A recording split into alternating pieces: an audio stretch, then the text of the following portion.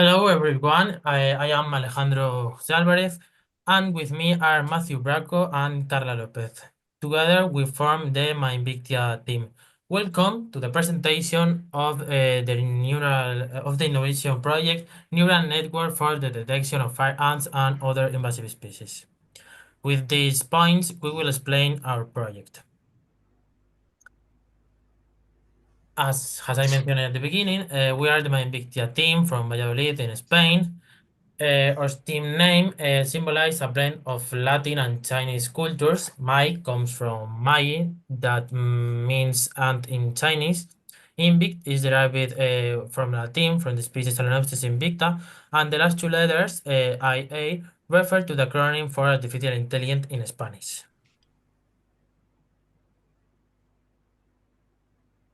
The first thing that we did was to get together an individual look for the problems and how we could resolve it. After this, we brainstormed the ideas. We decided to focus on the current project, the detection of the fire ant. From here, we did the model creation, data collection, labeling, and deploying the model. In January, we contacted the university, that was the University of Lanzhou, because they have an amount of images of fire ant hills. Finally, in the last few months, we finished off the project, testing and refining it, joining different parts, and finally presenting the content with a pilot test without a specific date.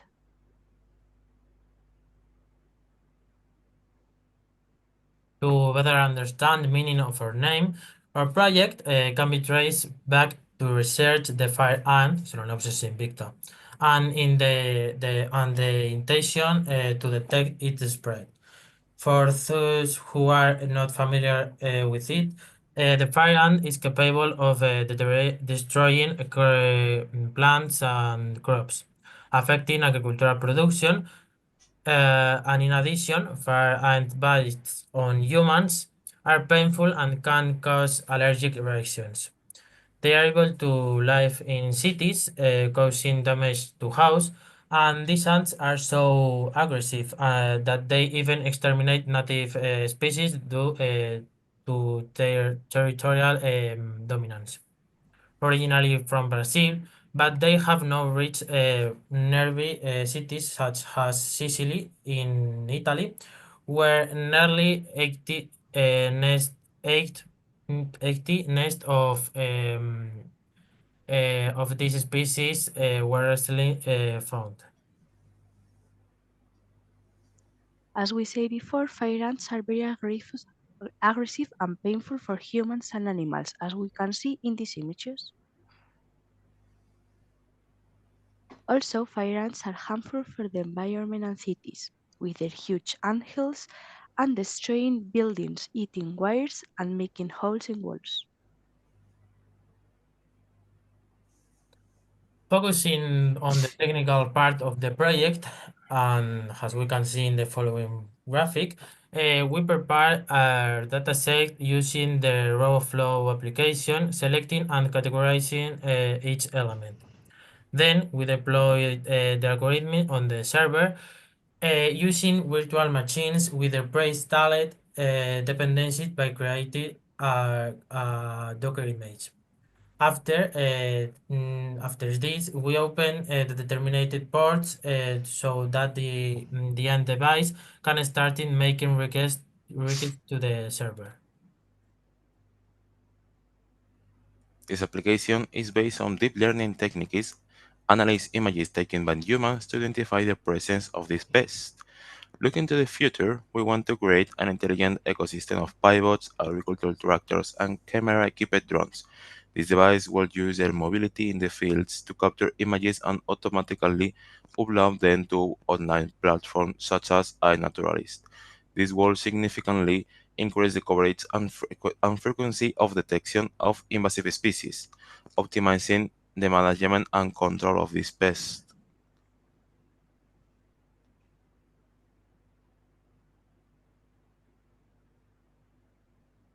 Machine learning is a fundamental branch of the artificial intelligence. Its core idea is to use data from previous observations to predict unknown outcomes or values. using an anatomical an anatomical analysis based on features such as leg length and body width. We can directly relate this physical difference to each ant species. If we consider a set of characteristics denoted by X for a specific species, there exists a Y such that Y equal f of X, where f is the artificial intelligence function or model that allows us to identify the species from these characteristics. In short, the training process defines this function and once established, we can use it to predict new values in a process called inference and express it in scientific notation with I equal f of x. Our model uses a convolutional neural network to start features from images and determine objects in real time. To do this, they generate bounding boxes around the object and around the detected object. These bounding boxes have crucial information, like the class, the position, and the confidence of each object. The position is where it's located, the class is what type is the object, and his confidence is how sure the model is that the object what it claims to be.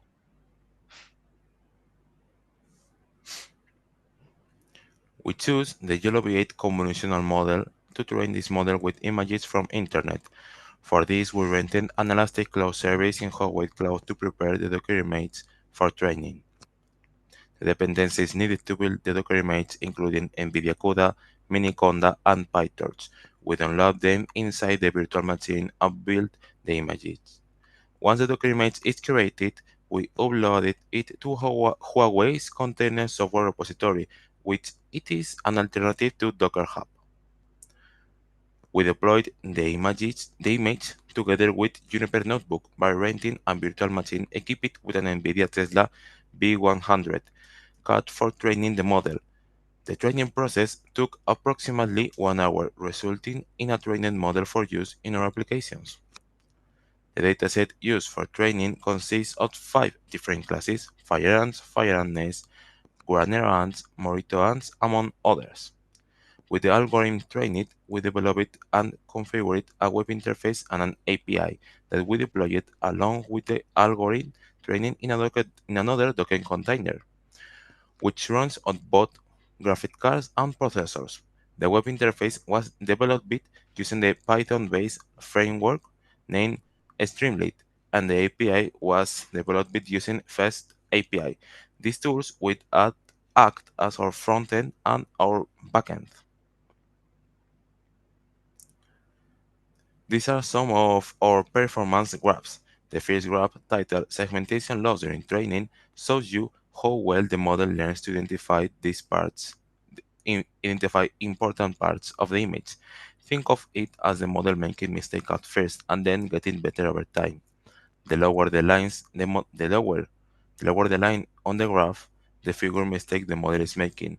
The time step or epochs at the bottom tell you how long the model has been training. Now, turn your attention to the second graph, performance metrics over time.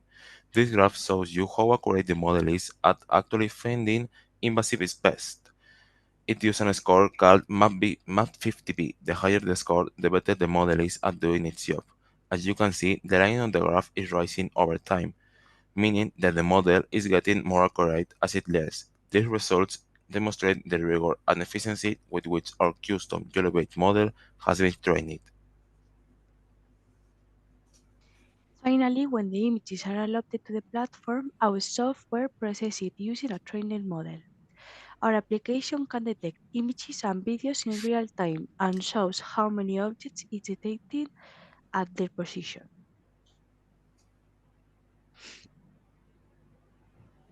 Our algorithm has been trained 12 times, so we have 12 versions of it.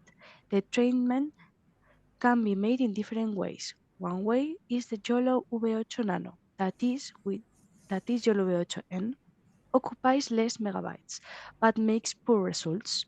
On the other hand, we have the YOLO V8 XL. Even if it's heavier and slower, it makes better results. In this case, we use this type.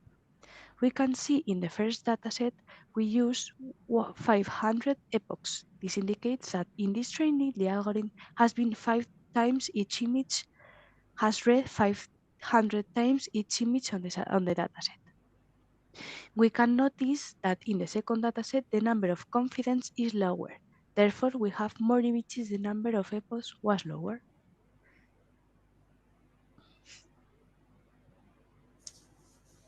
The impact of our project in the media, in the social media, has been very important to us. And our supporters have shared our message, and together we are creating a movement to protect biodiversity and preserve our ecosystems. Thanks to this impact, different companies have contacted us and are willing to collaborate.